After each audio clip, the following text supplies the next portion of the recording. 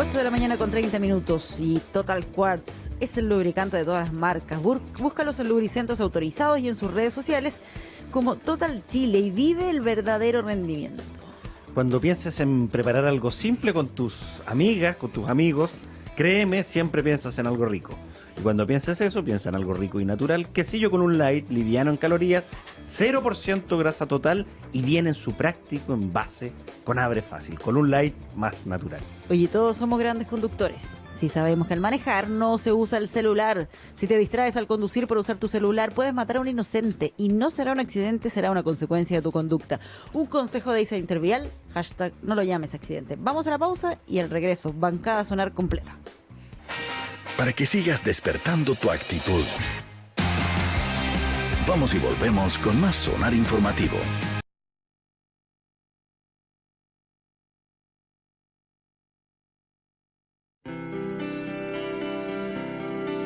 Hay ciudades que no solo existen en un mapa. Hay ciudades que ocupan un lugar clave en nuestra memoria, en nuestra playlist. Pero, ¿cuánto conocemos realmente estas ciudades? ¿Cómo han evolucionado? ¿Cuál es el puente entre su pasado, presente y futuro? En esta primera entrega de los documentales Sonar Rock City, decidimos partir por la ciudad que más ha marcado a la generación Sonar: Seattle.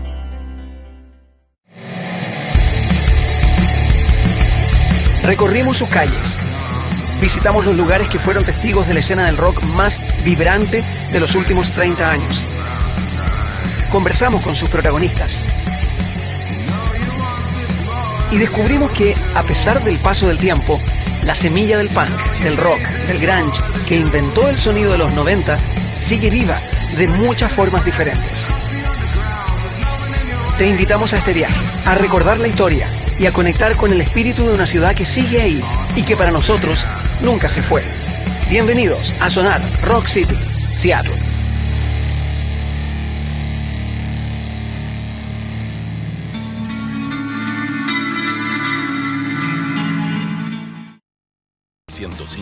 .3 FM. 8 de la mañana con 33 minutos y ya estamos con nuestra tradición de los lunes, bancada sonar ahora. Sí. Ya comienza oficialmente, diputado Marcelo Díaz y Jaime Belolio. Buenos días. ¿Cómo están? Bien. No sé si pudieron ver algo del reportaje ayer del Canal 13 de los diputados. La verdad, no. Ya, tampoco, pero se lo podemos comentar porque aparecía también ahí el diputado. Sí, pero algo me comentaron. Pero en todo caso, lo comentamos más temprano. Tenés dos. Los he escuchado. Yo lo escuché al menos.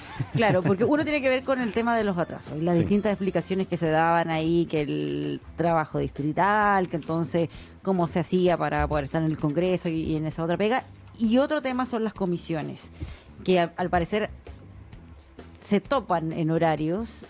Planteaba ahí el reportaje la duda si son necesarias tantas comisiones investigadoras, si al final eso termina provocando más dificultades a la hora de avanzar, le quita tiempo a lo que tiene que ver con el trabajo propiamente legislativo, porque ese es más bien de fiscalización. Eran varias las dudas que hay planteadas y también respecto a si están muy relajados los parlamentarios a la hora de llegar ahí al Congreso. No se peleen la palabra, pueden comenzar con eso. Traté de hacer un resumen. Yo parto encantado. A ver, yo creo que efectivamente, como han dicho ustedes, no hay buena excusa que valga cuando uno llega tarde y uno tiene que obviamente tratar de llegar siempre a la hora. Nosotros los parlamentarios tenemos tres pegas, que es la pega legislativa, que por de pronto es la que menos se ve, y es en la que los medios de comunicación además ponen menos atención, pero por lejos. O sea, la pega que uno hace al interior de las comisiones, de la presentación de indicaciones, de la discusión de esas mismas indicaciones, de la participación con discursos en la sala, en el debate, en generar consenso. En eso en general se ve muy, muy, muy poco. Segunda pega, y obviamente dentro de la pega legislativa vale el llegar a la hora a la sala, digamos, participar, estar ahí, a las comisiones, etcétera. Más que nada, solo hay para mencionar un punto, que lo decía también ayer Mónica Pérez. Un trabajador común y corriente tiene que llegar a la hora. Si se atrasa 2 horas, como era el ejemplo que daban ahí del diputado Lavín, es probable que lo echen. Sí, pero déjame ponerle las otras dos cosas, porque en el fondo una es la pega legislativa, la otra es la pega de representación y la otra es la pega de fiscalización. Y nosotros somos representantes de distritos, a pesar de que somos diputados de todo Chile, y por supuesto que cada vez que nosotros estamos en los distritos nos dicen, oiga, pero ¿por qué no ha estado más acá? Entonces uno tiene que estar compatibilizando las distintas actividades que hace durante la semana, de lunes a viernes, tiene que también tener actividades que se hacen en nuestros propios distritos, así como también poder acompañar a algunas organizaciones a no sé, pues, reuniones con Ceremi, reuniones con subsecretarios, con ministros, para conseguir cosas que son para la propia comunidad. Y ya de la pega misma, llamémosla así, legislativa, hay ciertas cosas que yo creo que no están bien organizadas. Por ejemplo, los días lunes, voy a poner el ejemplo mío nomás, yo tengo 3 comisiones permanentes, que es la de salud, educación y la comisión de ética. Pero los lunes tengo además 2 comisiones investigadoras. Sin embargo, las otras 2 comisiones, la de salud y educación, también sesionan los lunes. Eso quiere decir que hoy día tengo 4 comisiones y que por supuesto son en simultáneo. Además de las otras cosas que yo creo que también es importante que hagan los parlamentarios, que participen de los debates radiales, de los debates televisivos, que vayan a foros universitarios, o sea, ese tipo de cosas también son importantes dentro de la pega parlamentaria. Y pareciera que para algunos eso es completamente irrelevante. Entonces que sería como el modelo perfecto del parlamentario que simplemente marca las 10:30 y termina a la hora que termina la sesión y eso es suficiente. Yo creo que es una mala manera de evaluar qué exactamente es lo que hace un parlamentario, sin que eso signifique una excusa de no tener que llegar a la hora, no. Uno tiene que ajustarse de manera a poder cumplir en todos los ámbitos. Pero pareciera que la que más importa para algunos, y que es una manera, creo yo, muy reducida de evaluar el trabajo parlamentario, es simplemente si uno llegó o no llegó a la hora. Y termino con lo siguiente. Yo no quiero exagerar, pero sé que a Marcelo le pasa probablemente algo muy parecido. Pueden haber diputados que trabajen menos horas. Yo diría que la mayoría son, no sé, unas 50, 60 horas. Yo hay algunas semanas en que son 80 horas. Yo trabajo de lunes a sábado. Durante este periodo, el periodo pasado trabajé de lunes a domingo. Como eso ya empezó a ser demasiado... tenía conflicto familiar también, entonces dejé de trabajar los domingos, pero hoy día trabajo de lunes a sábado. Siempre. Entonces, está bien, yo entiendo que es súper fácil sacar a la cresta a los diputados y decir que no hacen nada y que son unos flojos y que solo se duermen. Y yo los animo, y quizás he hecho la experiencia con algunas personas, que les digo, mira, acompáñame un día, o acompáñame 2 días, para que vean de verdad qué es lo que uno hace, cuáles son todas las actividades en las cuales uno está. Uno parte temprano y llega tarde, entonces... Pero, por ejemplo, en su caso, diputado, igual a uno, o sea, publica en las redes sociales, hay información sobre las actividades que está realizando. El ejemplo que daban en el reportaje, que era del diputado Lavín, no por algo personal, sino porque él aparecía encabezando ese ranking de los que más tarde llegaban. Lo que mencionaban en el reportaje era que efectivamente no tenían más detalle de qué otras actividades estaba él participando, y el punto sobre qué tanto participaba en la discusión legislativa al parecer era menor. Entonces no sé si es comparable. Bueno, a la hora de integrar todos los factores que... Como te digo, yo no vi el reportaje en sí mismo. Entonces yo creo que está bien que uno evalúe algunos datos que son objetivos, como la hora de llegada, hora de salida, etcétera, que me parece bien. Pero también creo que uno tiene que valorar esas otras cosas, que es el valor agregado, digamos, que hace el parlamentario en la discusión, al interior de las comisiones, en la sala, en los medios de comunicación, etcétera. Pero entendiendo eso, yo creo que también, y para que plantee el diputado Marcelo Díaz, pero no hay que cuidar las formas también. Digo, entendiendo lo que dice el diputado Belolio, pero las formas, sobre todo, cómo está el ambiente, cómo la percepción que tiene la gente de la clase política, que con estas cosas dice, mire, 85% de las sesiones llega atrasado más de 1 hora, en el caso de lo que decía Pati, el diputado Lavín. Claro, es un caso puntual, cada uno de los diputados puede dar su caso, pero también no hay que fijarse en la forma, insisto, sobre todo cómo está el ambiente hoy día. Sí, yo creo que sí. Yo no vi el reportaje tampoco, conozco el caso Lavín por lo que vi de las redes y efectivamente, claro, yo creo que él tiene que hacerse cargo de explicar porque es un tratazo muy grande. Pero a ver, todo esto siempre es bien impopular. Yo creo que el trabajo clave en términos legislativos de los diputados está en las comisiones, y ahí uno tiene que ser capaz de organizarse súper bien. A mí me entrevistaron para ese reportaje, no sé si salió, me preguntaron por 2 diputados que tenían topes de horario en una comisión que yo presido, que es la Comisión Investigadora de Puerto, que termina en 2 semanas más. Y yo expliqué que se trataba de 2 diputados, que nos costó mucho encontrar una hora para sesionar porque no habían bloques para sesionar, bloque horario. Y entonces ellos son diputados de la región de Valparaíso, Pepa Hoffman y Víctor Torres. Entonces no se quisieron salir de la comisión y yo los comprendo. Si hubiese estado en su caso, habría hecho lo mismo, porque además las comisiones investigadoras, a diferencia de las legislativas, tú las puedes seguir después leyendo el acta. Entonces yo entiendo que ellos tuvieron que padecer el que la mayoría eligiera un día en el que a ellos les topaba. Entonces yo creo que hay efectivamente detalles que permiten comprender por qué, por ejemplo, alguien tiene que estar simultaneando su presencia en dos comisiones. La regla general, o lo ideal es que eso no sea así. De hecho, hoy día está, de acuerdo al reglamento, prohibido que tú estés en dos comisiones permanentes que topan horario. Y yo creo que eso es muy sano, y eso hay que respetarlo. Y a mí me parece bien impresentable, salvo este tipo de casos, como el que acabo de poner, justificar la ausencia del trabajo en comisiones. De la sala tengo un juicio distinto. Voy a poner un ejemplo. En medio de la discusión de la sala, de un proyecto, porque a veces hay proyectos en los que uno no ha sido activo participante, lo que va a hacer es finalmente seguir al parlamentario de tu bancada que está en la comisión. Nosotros tuvimos la reunión de la bancada transversal de 40 horas con las pymes, que acordamos el tema de la gradualidad para implementar el proyecto de ley. Y eso se hizo a las 11 de la mañana, o sea, en paralelo a la sala. Muchas veces debe salir de la sala. Y eso es normal, eso no es algo anormal. Puede que sea incomprensible, pero no es algo anormal, eso va a ocurrir siempre. Primero porque el Congreso está en Valparaíso, hay mucha gente que viaja a reunirse, gente que pide reuniones por ley de lobby y tú les tienes que conceder la reunión ahí porque no tienen otra posibilidad de encontrarte y eso está validado y permitido, es decir, eso no es una irregularidad. Por eso es que se han organizado las cosas de manera tal que las votaciones son después de los proyectos de resolución para que nadie vote los proyectos y se raje. O sea, se han organizado las cosas para tratar de que haya una buena presencia en la sala. Ahora, cada uno responde por el... Pero cuando llegan, porque en el reportaje lo que aparecía como cuestionamiento más bien apuntaba al inicio de la sesión, sí. más que... Sí.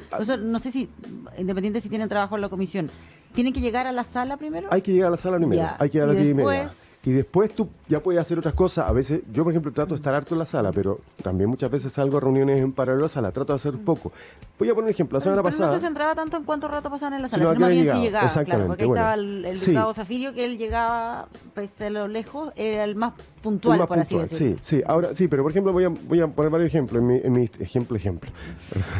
En mi distrito, que es Valparaíso, hay muchas actividades a las que van ministros. Tú puedes justificar tu ausencia a la sala si va un ministro en una actividad, por ejemplo. Se llama actividades propias de representación del cargo.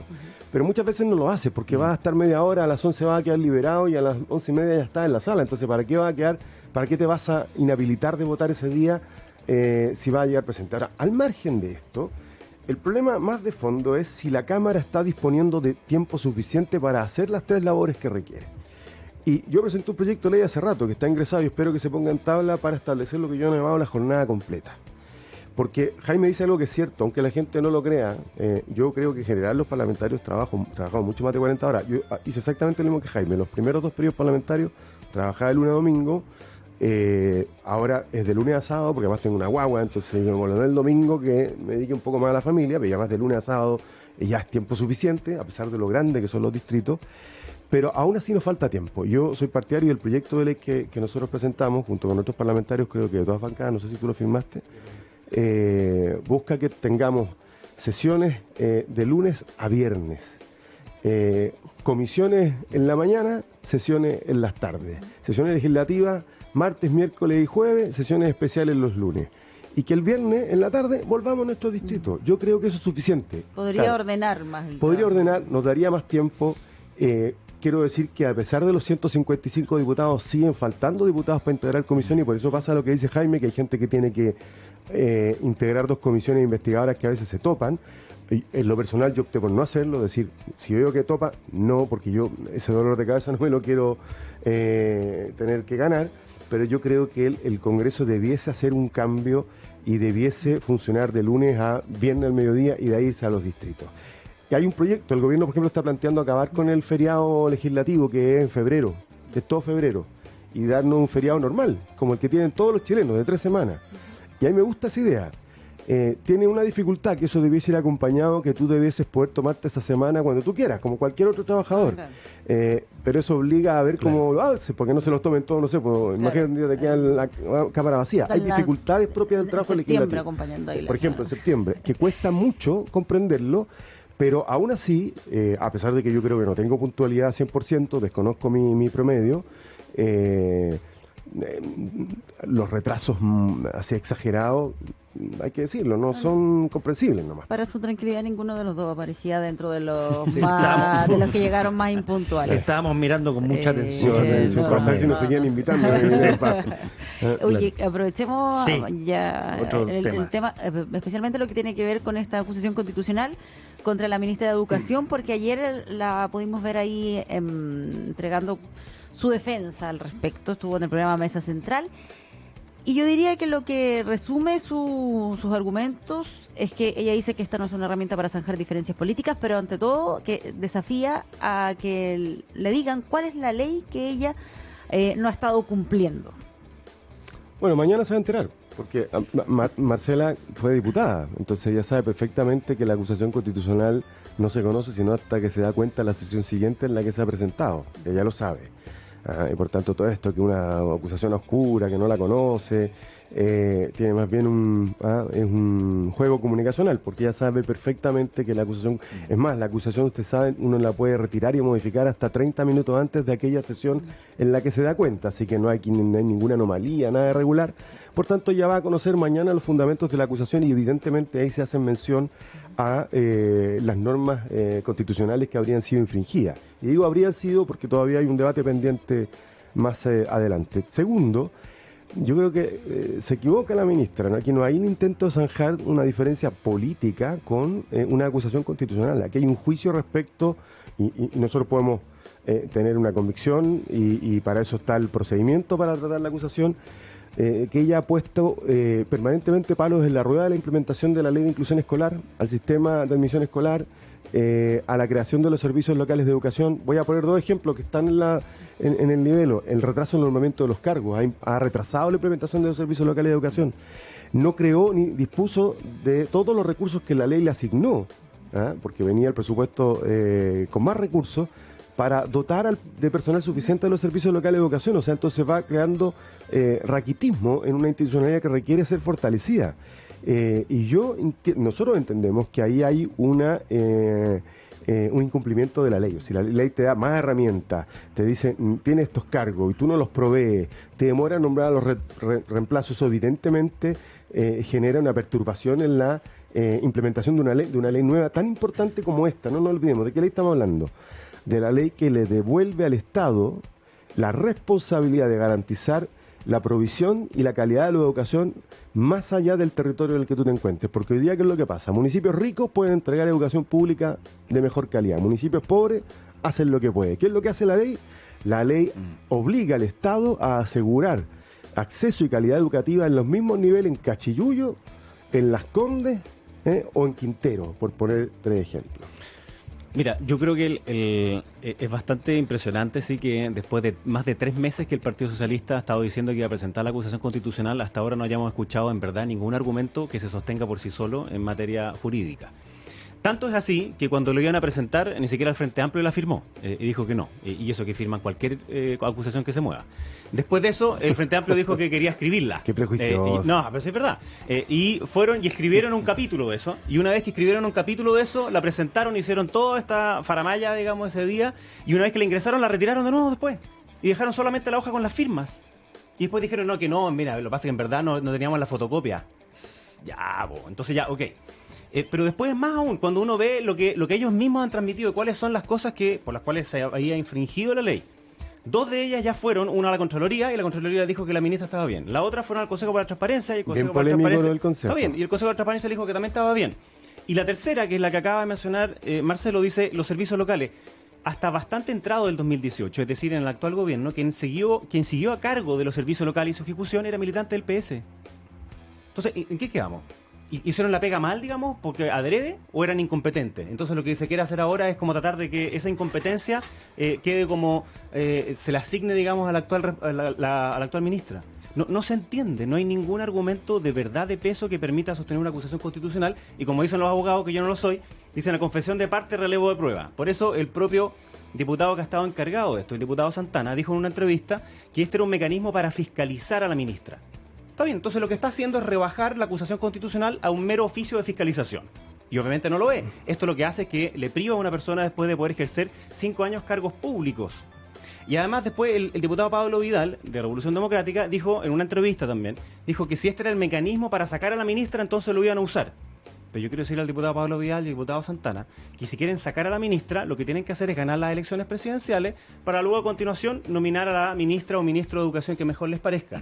Y no a través de buscar argumentos espurios que no se sostienen en sí mismo una acusación constitucional. Si tienen problemas políticos, de diferencias de opinión con él, es perfectamente legítimo. Lo han hecho ver muchas veces en la Comisión de Educación, en la sala, han votado en contra cuánta cosa hemos propuesto en materia de educación. Bueno, pero esa es una cosa distinta a pretender simplemente porque son mayoría acusar constitucionalmente a una ministra sin ningún argumento de fondo. Ya, pero eso es una interpretación muy propia tuya, porque en realidad no es así nomás. O sea, el texto tiene fundamento. A mí me pareció correcto lo que hizo el Frente Amplio. O sea, él vio y escuchó la fundamentación que tenía hasta ese momento la acusación constitucional, pidió un tiempo para reflexionar, agregó un capítulo. Me parece serio, eso es lo que corresponde. Así se debe hacer una acusación constitucional. Y luego está la Cámara tendrá que decidir. ¿Ya? Y si prospera en la Cámara, el Senado como jurado va a tener que resolver, pero lo que no se puede cuestionar es el ejercicio de una facultad constitucional. Mire, yo por suerte en estas cosas existe, el mérito para la facultad no existe. Nosotros también pensábamos, por ejemplo, que no había mérito para acusar a Javier Blanco, y ustedes la acusaron igual. Y yo me acuerdo desde los patios de la Moneda, yo dije, mire, los diputados están ejerciendo, nosotros no estamos de acuerdo, creemos que no tiene fundamento, pero están ejerciendo una facultad que la Constitución les otorga. Entonces, descalificar a la oposición porque decide impulsar una acusación constitucional porque tiene la convicción de que la ministra ha infringido la Constitución y las leyes y por tanto se presenta el caso y se ajusta a la norma, es parte del ejercicio constitucional. Dejemos de demonizar la utilización de las herramientas que una constitución que a mí no me gusta nos entrega. Efectivamente, la acusación constitucional está dentro del capítulo de las facultades de fiscalización de la Cámara de Diputados. A eso se refiere el diputado Santana. No. Se refiere a eso. No, esta una, pero está bien, pero es de última ratio, de última ratio, sí. Ya, pero hemos llegado a la convicción. Todas las anteriores no la han hecho, y si la han hecho la han perdido. Hemos llegado a la convicción. Primero, lo de Rodrigo Aña, ¿no es cierto? Él terminó su cargo, no lo renovaron, efectivamente renunció, de ahí el gobierno se demoró un montón, hizo un concurso vacante, otro concurso vacante, eso parte de la ley pero que ustedes propusieron. Además de la dotación de los servicios locales de educación, este gobierno no ejecutó 100% el presupuesto. Pero esto se da, déjame terminar, esto se da en un contexto en que la ministra hace una campaña por todo Chile diciendo esta ley es mala, esta ley, y está en todo su derecho. Yo creo que esta constitución es una constitución facha, por ejemplo, decirlo así con todas sus letras. La del Lago. ¿Ah? No es la del Lago. El Lago hizo lo que pudo, pero no es la del Lago. Pues, no, pero está firmada por Lago y Lago dijo que ahora tenemos una constitución que no nos divide. Entonces esa es la facha. No, sí nos divide. Bueno, por eso hicimos desacuerdo. Por eso hicimos, estoy de acuerdo, pero hasta Lagos cambió. Pues, si el Lago se sumó después al proceso constituyente, si todos pueden cambiar. Ojalá ustedes cambien y se den cuenta que sería bueno algún día que Chile tenga, como el resto de la nación democrática, una constitución que todos sintamos que nos pertenece. Esta no nos pertenece. No nos sentimos representados, pero la tengo que cumplir. Claro. Salvo 2005 con Michelle Bachelet sentada en primera fila para te vuelvo a decir, por supuesto, porque el 2005 logramos cambios importantes, algunos porque ustedes ya no tenían alternativa, porque los senadores designados los íbamos a designar nosotros. Pero, yo todavía no salí a la universidad, así que no sé qué. Por eso, bueno, pero puedes estudiar esa parte de la historia. La estudié muy bien. Entonces no me digas, esta no es esta constitución sigue teniendo los cuoros supermayoritarios, esta constitución sigue pidiendo al Estado hacer las cosas que tiene que hacer, esta constitución tiene un parlamento con facultades prácticamente nimias, esta constitución tiene un tribunal constitucional donde la asesora del candidato presidencial se reúne en campaña con la miembro del Tribunal Constitucional y resulta que en vez de renunciar como sería en cualquier país democrático, la nombran presidente del Tribunal Constitucional. Pero yo te escuché eso mismo con el presidente la vez pasada, que era asesor del gobierno de ustedes, digamos. No. Hubo una reunión, para que tú sepas, en campaña, en la Fundación Avanza Chile, en la que asistió María Luisa Abram, siendo ministra del Tribunal Constitucional, donde a la salida varios declararon que lo que se había hablado era estrategia electoral municipal, reforma tributaria, reforma educacional, proyectos que luego llegaron al Tribunal Constitucional donde ella era miembro del Tribunal Constitucional. Tú sabes que en cualquier país democrático un miembro del Tribunal Constitucional que participa en una reunión política, fuiste, o sea, se va. Pero en Chile no, porque en Chile es así.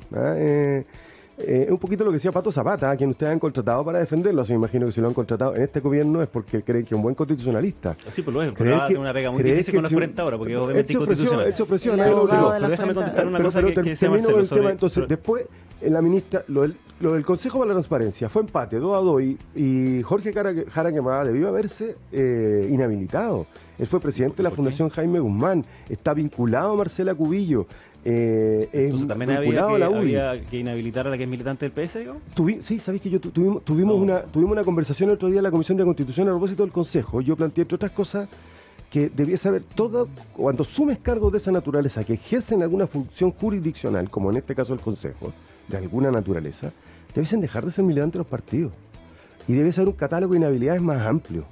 Porque entonces, porque esto fue un empate, 2-2.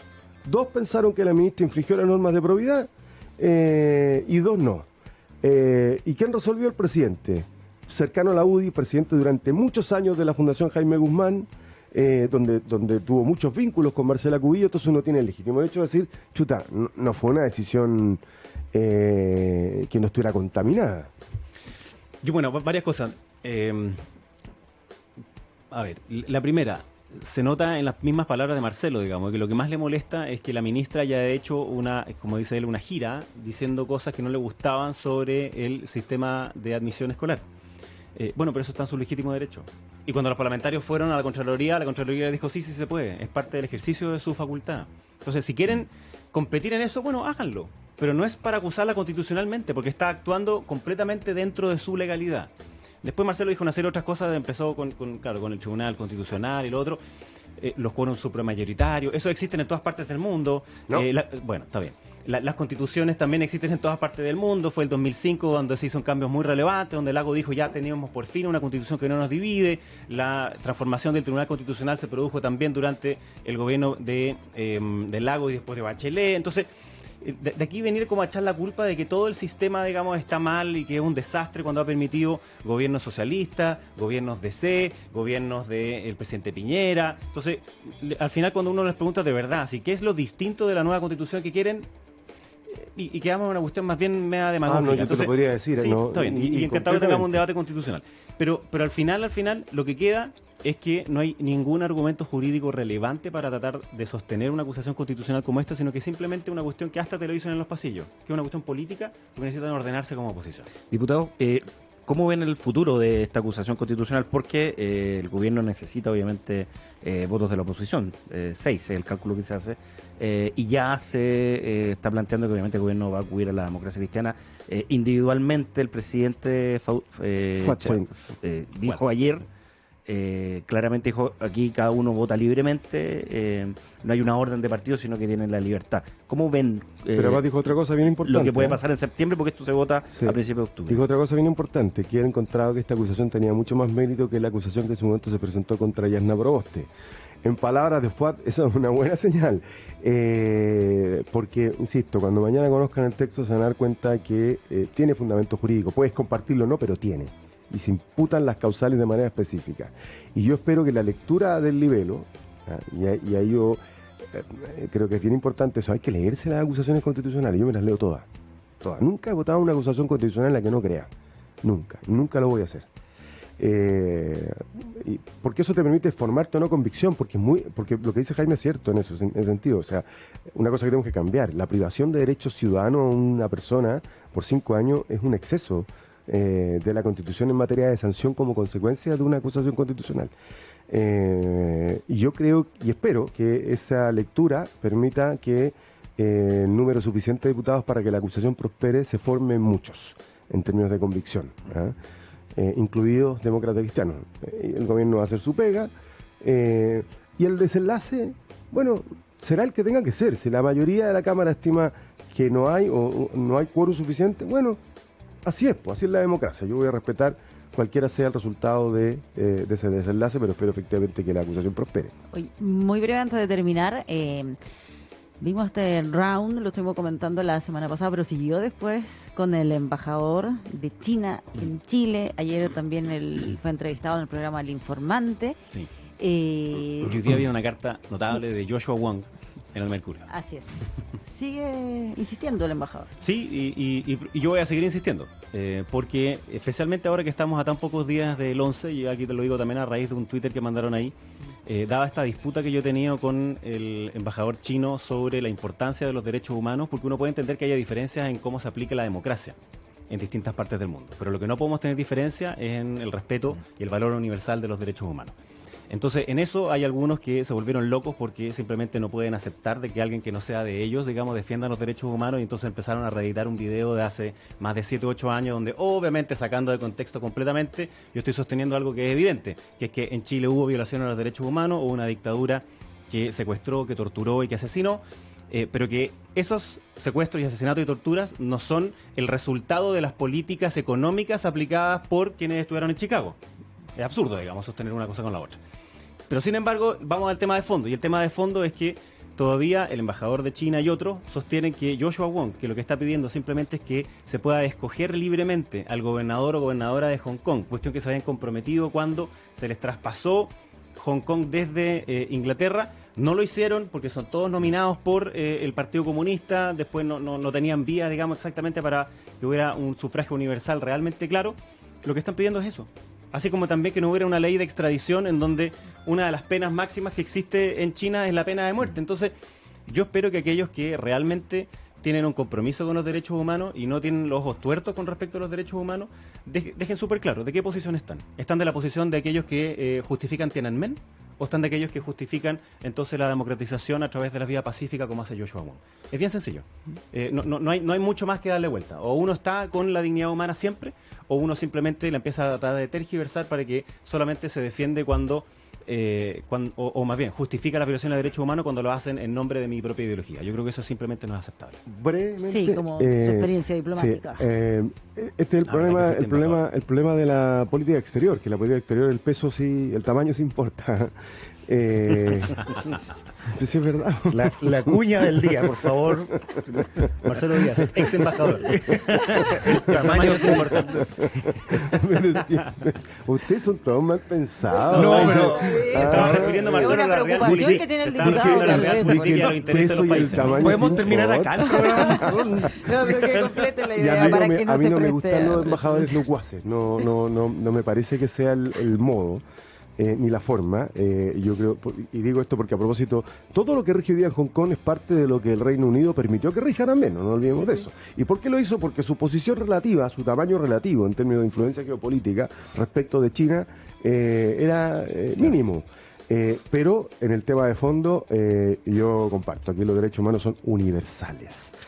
Y esto expresa también una contradicción. Piñera dice una cosa en Venezuela, otra cosa en China, y sobre Brasil, y sobre el ataque de Brasil de Bolsonaro a la presidenta Bachelet, es tibio, como el agua fría. Tenía miedo por lo que podía decir. Sí. Muchas gracias, Gracias, por diputado. habernos acompañado. Gracias. Muchas gracias. Suena la alarma de opinión.